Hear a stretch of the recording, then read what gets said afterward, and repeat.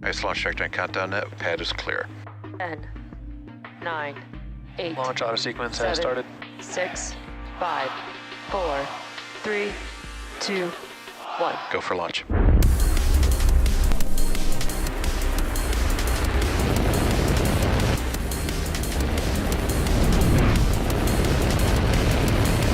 Vehicle is supersonic. Stage separation confirmed. Dragon, separation confirmed.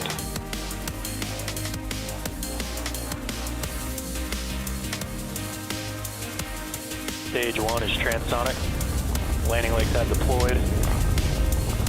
And Falcon 9 has landed. Hello and welcome to our 10th Starlink launch of the year and 44th Starlink mission overall. My name is Jesse Anderson. I'm a production and engineering manager here at SpaceX, and I'll be your host today as we follow Falcon 9's launch from Florida's Cape Canaveral Space Force Station, Space Launch Complex 40, about 8 minutes from now. Starlink is a satellite internet constellation designed and manufactured by SpaceX. It provides high-speed, low-latency internet to people living in remote and rural locations around the globe. Starlink is currently servicing 34 markets, and we recently went live in Latvia, with more markets being added soon. Our launch today will be taking 53 Starlink satellites into low Earth orbit, or also referred to as LEO. Now, we've got one of our shorter webcasts today, with live coverage ending just after first stage landing and second stage engine cutoff. Payload deploy is scheduled to occur about T+1 hour after liftoff, and we will confirm deployment of our Starlink satellites via SpaceX's social channels, so be sure to keep an eye out for that. If for some reason we don't launch today, we do have a backup opportunity on Saturday, April 30th at 5:05 p.m. Eastern Time. Now, the vehicle that you see on your screen is our Falcon 9 rocket, and the Starlink satellites are housed at the very top of the rocket in a structure known as the fairing. And there you can see the fairing on your screen. The job of the fairing is to protect the Starlink satellites until we reach the vacuum of space. At that point, we will jettison the fairing halves and attempt to retrieve them once they return back down to Earth. The fairing halves protecting our Starlink satellites today are flying for the second time. And if you're familiar with SpaceX, you know that reusability is one of our top priorities, as it is key to reducing the cost of space access for all of us. Falcon 9 is the only orbital class rocket in the world capable of reuse, which means that it's the only rocket that can boost its payload to orbit and then come back down to Earth to be flown again. Now, the part of the rocket that's responsible for powering these repeat trips to space is called the first stage, and it's the bottom portion of the vehicle that you see on your screen. The dark soot that you might be able to see around the base of the vehicle are remnants from its previous launches. This particular booster has supported 5 previous missions. GPS-3 Stage 1, RP1 load is complete. GPS-3 Space Vehicle 4 and 5, Inspiration 4, a Starlink mission, and most recently AX-1 or Axiom-1, which just launched 3 weeks ago. In fact, the booster that you see on your screen had the fastest turnaround time to date. The AX-1 mission launched on April 8th, so it only took the teams 9 days to refurbish, and today marks 21 days to get it back to the launch pad to support today's mission. That's a great milestone for our teams, as it brings us one step closer to providing fast and reliable access to space for all. Now, the number 9 in Falcon 9 references the 9 engines on the first stage. There's actually 10 engines on the vehicle overall. The 10th engine powers the second stage, which is the portion of the rocket that you see on your screen at the very top of the rocket below the fairing. Now, while the first stage powers us out of Earth's atmosphere and into space, the second stage takes the satellites to their targeted drop-off orbit. After the first and second stages separate, the second stage will ignite its single Merlin vacuum engine and carry our satellites to low Earth orbit. Though very similar to the Merlin 1D engines on the first stage, the Merlin vacuum engine has a larger nozzle that allows the second stage to perform better in the... tank suppressing for strong back retract. Allows the MVAC engine to perform better in the vacuum of space. Now, following separation of the second stage, we will be attempting to recover the first stage for a sixth time on our drone ship. Just read the instructions and you can see that there live on your screen. Lure has started. And if successful, it will mark the 117th recovery of a Falcon 9 first stage. Now, we are coming up upon the TE retraction, and to do so, the clamp arms need to open, and you can see on your screen those clamp arms just below the fairing are opening up. Once they're fully open, the transport erector will start to move slightly away from the vehicle and clear its way for liftoff. If you've been following along, you know that we've had a pretty busy week here at SpaceX. On Sunday, the first ever private astronaut mission to the International Space Station undocked from the floating laboratory and safely splashed down the following day in the Atlantic Ocean. After 17 days in space, here you can see the Axiom astronauts taking their first breaths of fresh air in more than 2 weeks. Here you can see Commander Michael Lopez Alegria, pilot Larry Connor, and mission specialists Mark Pathy and Eitan Stibba. Then early Wednesday morning, SpaceX launched Crew 4, carrying NASA astronauts Kjell Lindgren, Bob Hines, Jessica Watkins, and ESA astronaut Samantha Cristoforetti to the International Space Station. It took the crew about 16 hours after liftoff to reach their destination. Stage 1 LOX load is complete. And along the way, they took a moment to have some fun and give us a little tour around the Dragon spacecraft. And we're not done yet. With Crew 4's arrival to station, Crew 3 is now preparing to return back to Earth after their long-duration stay aboard the International Space Station. So stay tuned for more on that. And this has also been a great week for anyone who's ever had a bad Wi-Fi experience on a plane, as Starlink is now coming to air travel. JSX, a regional air carrier in the continental United States, and Hawaiian Airlines have both selected Starlink as their in-flight internet provider. And both airlines will make Starlink service available to every passenger without complicated login or payment screens, so that when customers get on the plane, the internet just works. So that's very exciting. But with just a couple minutes left to go, Falcon 9 is moving into the final stages of the countdown. We already heard LOX load complete on the first stage. We are awaiting completion of LOX load on the second stage here.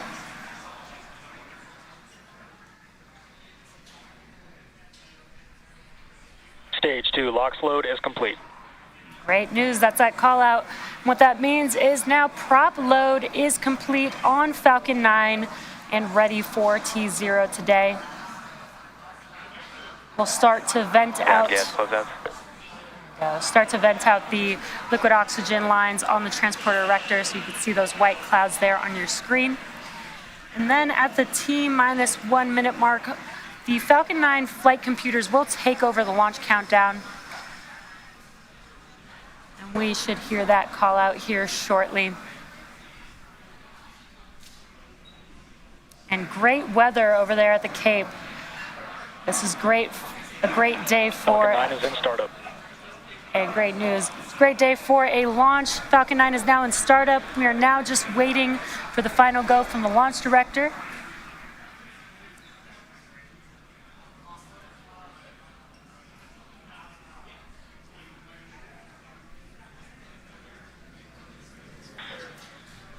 Falcon 9, Starlink 416, LD is go for launch. And great news, we are go for launch. 30 seconds. Now with all systems go, let's watch as Falcon 9 takes our 53 Starlink satellites into orbit.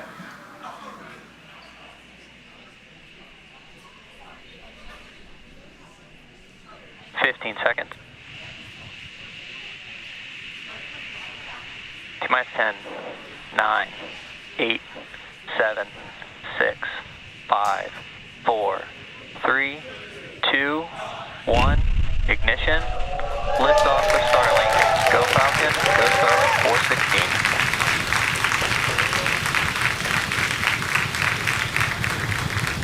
Vehicle is pitching downrange.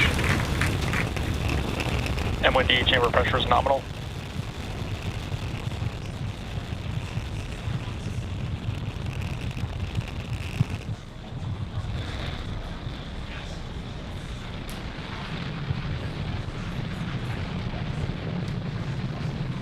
Falcon 9 has successfully lifted off from Space Launch Complex 40, carrying our 53 Starlink satellites.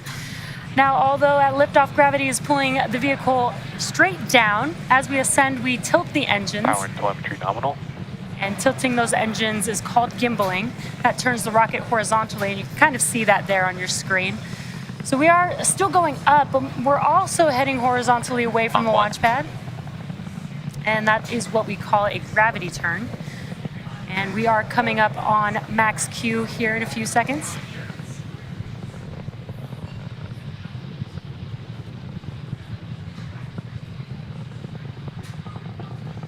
Max Q. And there's that call out that we've just passed through max Q. Now that's the largest structural load that the vehicle sees on ascent, and we have passed through it. So next step will be a series of events.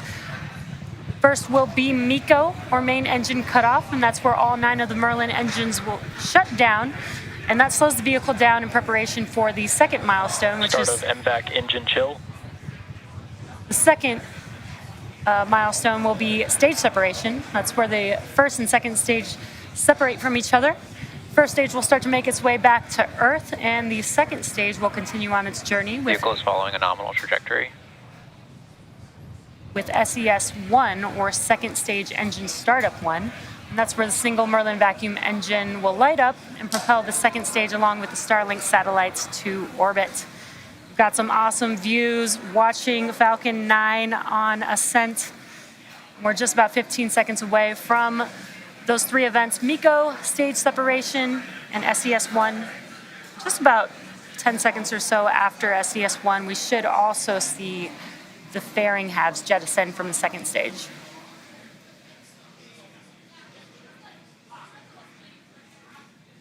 Main engine cut off. Stage separation confirmed.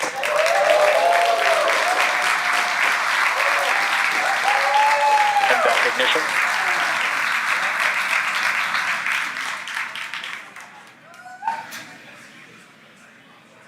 Bearing separation confirmed.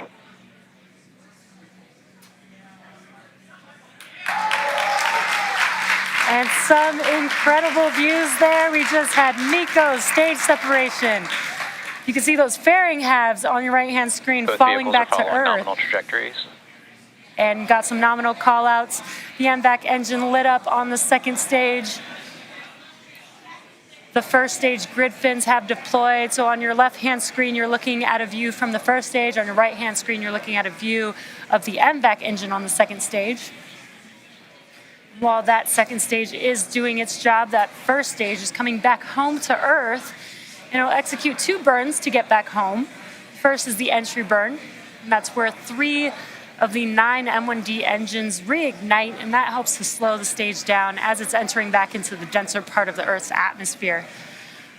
Then the atmosphere actually helps to scrub a lot of the velocity of the vehicle until the second and final burn, which is the landing burn. That's a single engine burn that brings the vehicle speed down rapidly in order to touch down on the drone ship. Acquisition of signal, Bermuda. And again, today we will be attempting to land on Just Read the Instructions. And each one of these M1D engines is about 190,000 pounds of thrust. So we do only use 1 engine for that final landing burn to touch down on our drone ship. And the drone ship, just for size, is about equivalent to Both vehicles are following nominal trajectories. it's equivalent to the size of a football field, so it's pretty large. We're just a couple minutes away from the entry burn starting up on the first stage. First stage also has 4 landing legs made of carbon fiber aluminum honeycomb. And they're placed symmetrically around the Falcon 9 vehicle instead of the base of the vehicle. They just deploy just right before the vehicle touches down. Got some great views here. Again, on your left-hand screen is a view looking aft, now looking forward of the first stage.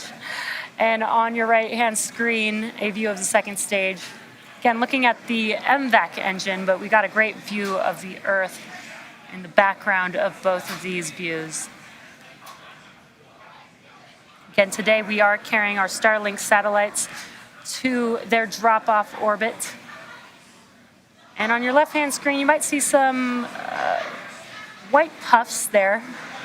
There you go. Those are nitrogen gas puffs. Those help with attitude control, as well as the grid fins helping to guide the vehicle back to the landing zone.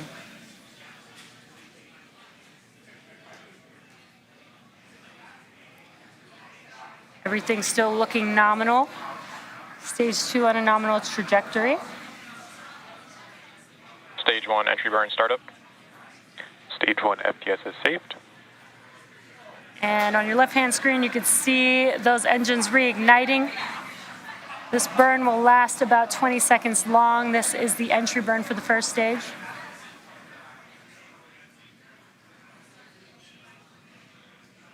Stage 1 entry burn shut down.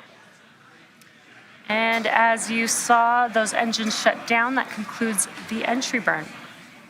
Both vehicles continue to follow nominal trajectories. And just the callouts that we want to hear, everything is still looking nominal for both vehicles. Now we are just about a minute away from the landing burn beginning on the first stage. Again, as I mentioned, the atmosphere helps to scrub a lot of the velocity as first stage makes its way back to the landing zone after the entry burn has concluded.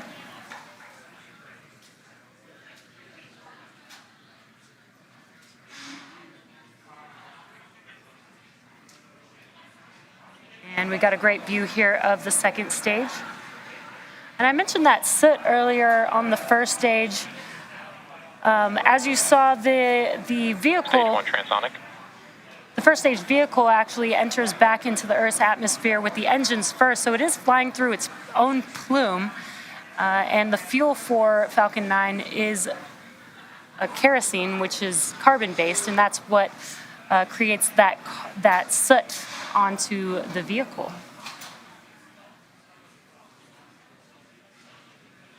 We are coming up on the landing burn here for Stage first 1 stage. landing burn. Great timing. Landing burn has begun.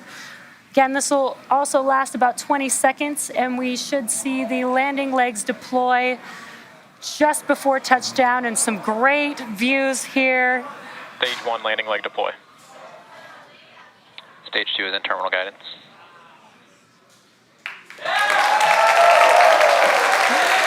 Incredible Stage 1 views. landing confirmed. Falcon 9 has landed on our drone, so just read the instructions. What an incredible landing. This marks the 117th recovery of a first stage booster. And we are coming up on SECO, which is second stage engine cutoff 1 in a few seconds Second here. engine cut off.